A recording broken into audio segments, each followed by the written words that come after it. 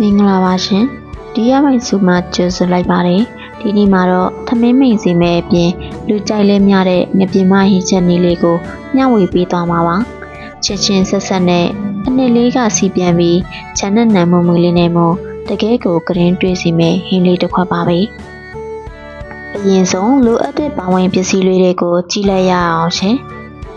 ငပြင်းမှာစားစနင်းနဲ့ထားပြီးသားချက်သွန်နီချက်သွန်ဖြူနဲ့ငရုတ်သီးချောက်ညံ့နေအောင်ထောင်းတာပါမကြီးမဲရင်ချမ်းနံ့နံ့ပြီးစီစားစနင်းအနေငယ်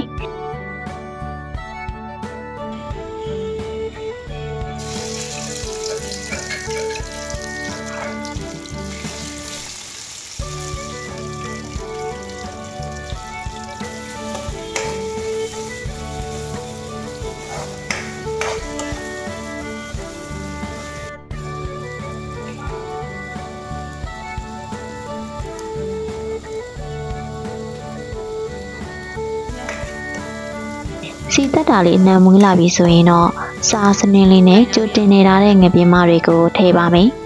ငါးလေးကိုအရသာလေးစိတ်ဝင်သွားအောင်ရေငါးကထွက်တဲ့ရေ6သွားအောင်ရေအရင်ဆုံးအုပ်ဖို့ကပ်ပြီးခဏနှက်ထားပေးပါမယ်ငါးလေးအသားတင်ပြီးရေလေး6သွားပြီဆိုရင်တော့ဟင်းချက်တဲ့အခါလက်မလွတ်တန်း3လေးရှိတဲ့လှုပ်ဝက်ချက်လေးပေါ့နော်ငရုတ်သီးထောင်းထားတဲ့စုံစဲရည်လိုကိုထည့်ပေးပါမယ်အနံရောအရသာပါပို့ပြီးကောင်းမွန်စေပါတယ်ရေလေးထည့်ပြီးလို့ဟင်းအိုးလေးစူလာပြီဆိုရင်တော့ချင်းချင်းဆက်ဆက်လေးဖြစ်သွားအောင်မကြီးမဲ့ရေလေးထည့်ပေးပါမယ်မကြီးရေထည့်ပြီးတဲ့နောက်ဟင်းအိုးလေးခဏပြန်ဆူပြီးအနှစ်လေးကျ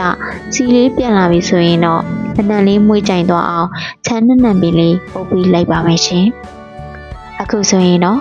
အနံရောအရသာပါချဲမိုက်တဲ့ချင်းဆက်ငပြင်းမဟင်းလေးချက်လို့ပြီးပါပြီရှင်တကယ်ကိုထမင်းမိန်စီမဲဟင်းတစ်ခွက်မို့အိမ်မလေးအလွယ်တကူချက်စားကြည့်ဖို့တိုက်တွန်းပါရစေ